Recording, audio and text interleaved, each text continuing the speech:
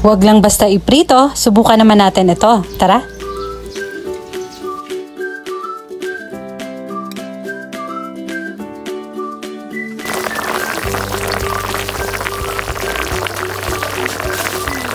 Iprito na natin yung aking mga nahiwang isda. Naglagay na pala ako dito ng asin. Tuna na isda pala ito guys. Pero pwedeng ibang klase rin ng isda katulad ng tanige. Masarap din yun. Ayan, baliktarin lang natin. At huwag natin itong i-overcook. Hanguin na natin kapag ito ay naging kulay, gininto ang kayumanggi na. Isusunod ko naman ditong iprito ang aking mga nahiwang sibuyas. Ayan, damihan nyo ng sibuyas kapag nagluluto kayo ng bistek. Mas masarap, manamis-tamis siya.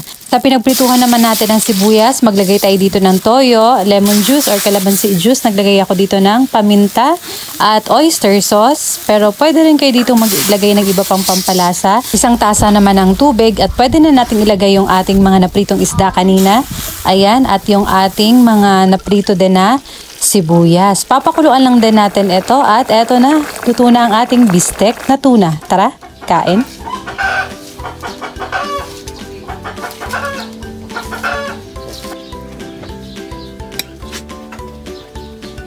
Siyempre sabaw. Sarap na dahil sabaw.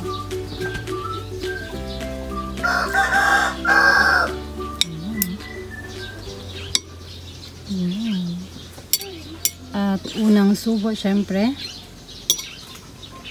para sa inyo.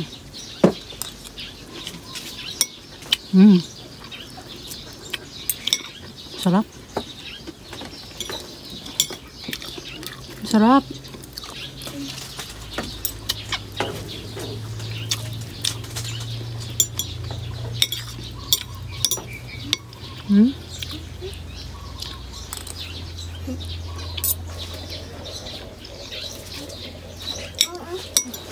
Masarap pa ito, madaming madaming sibuyas ang ilalagay nyo.